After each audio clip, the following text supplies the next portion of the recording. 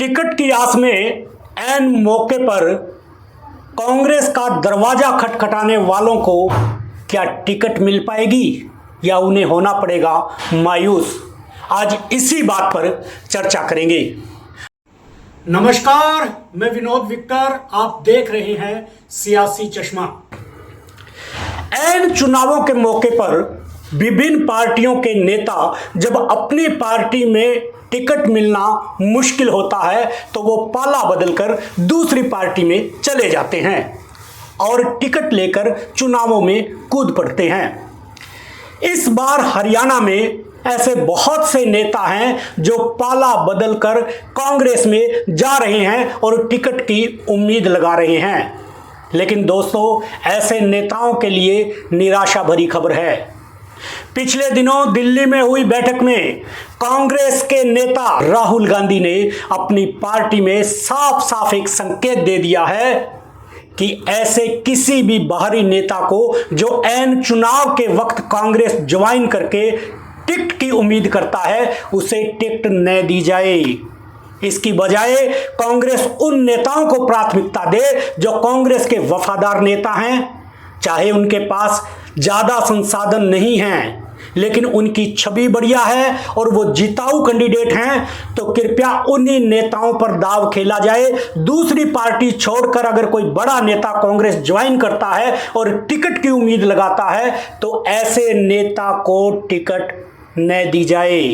कांग्रेस के बड़े नेता राहुल गांधी का सीधा सीधा फरमान है दोस्तों, जो हरियाणा के अंदर जो कांग्रेस में जाने की या अपनी पार्टी को छोड़कर पाला बदलने की सोच रहे थे और इस उम्मीद में थे कि कांग्रेस की उन्हें टिकट मिल जाएगी, तो दोस्तों मैं स्पष्ट बता दूं, राहुल गांधी ने इस बात को लेकर अपने कांग्रेस के नेताओं को स्पष्ट आदेश दे दिया है कि चाहे कांग्रेस के नेता के पास संसाधन कम हैं लेकिन स्थानीय नेता को और कांग्रेस के वफादार नेताओं को ही टिकटों का आवंटन किया जाए।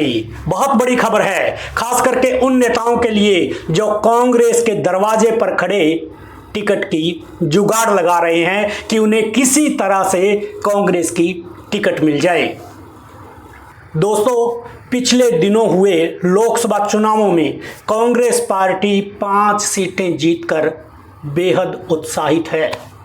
कांग्रेस के नेताओं को लग रहा है कि वो इस बार विधानसभा चुनाव में सत्ता की वापसी करेंगे। इसीलिए कांग्रेस में एक दूसरे दलों के नेताओं की पिछले दिनों बाढ़ सी आ गई थी। कई पूर्व विधायकों ने कांग्रेस ज्वाइन करी और कई बीजेपी के बड़े नेता, जिन्हें बीजेपी में शायद टिकट ना मिलती दिख रही हो, वो भी कांग्रेस की तरफ रुख करते नजर आ रहे हैं। लेकिन कांग्रेस ने टिकट आवंटन के लिए एक पैमाना बनाया है।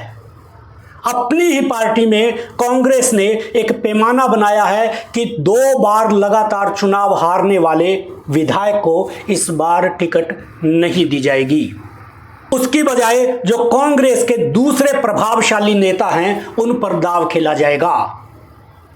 यहां एक बात और अहम है, कांग्रेस अपने किसी भी मौजूदा विधायक की टिकट काटने वाली नहीं है। जितने भी मौजूदा विधायक हैं कांग्रेस उन्हें टिकट देगी और बाकी की टिकटें देने के लिए कांग्रेस ने एक बेंगलोर की मार्केटिंग मैनेजमेंट कंपनी को सर्वे का जिम्मा दिया है और इसी कंपनी ने, बेंगलोर की कंपनी ने अपना पहला सर्वे पूरा कर लिया है और दूसरे सर्वे के अंदर कंपनी के सर्वे के आधार पर ही कांग्रेस के जो दावेदार हैं उनकी एक शॉर्ट लिस्ट तैयार की जाएगी जिसमें 5 से 8 नाम रखे जाएंगे।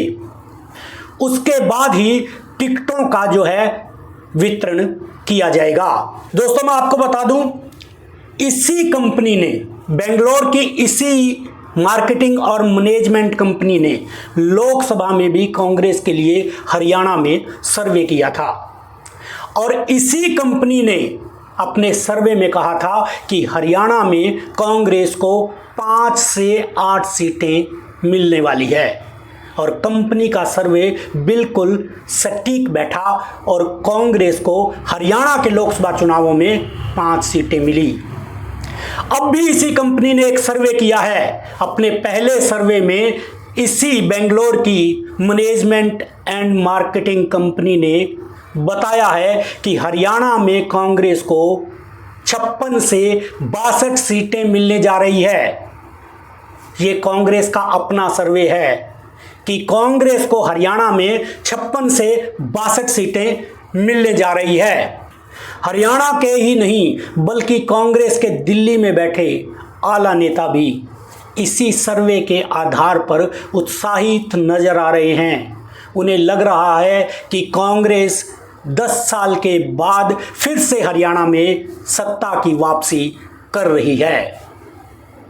कांग्रेस इस चुनाव को हल्के में नहीं ले रही है और टिकटों के वितरण को लेकर बेहद चौकस और सतर्क नजर आ रही है। उसे भी पता है कि अगर टिकटों का वितरण गलत हुआ या प्रभावशाली नेताओं को इग्नोर किया गया तो जो कांग्रेस के पक्ष में अब माहौल बना हुआ है वो माहौल खराब भी हो सकता है। आज की खबर के विश्लेषण में बस इतना ही। फिर मिलेंगे, तब तक के लिए नमस्कार।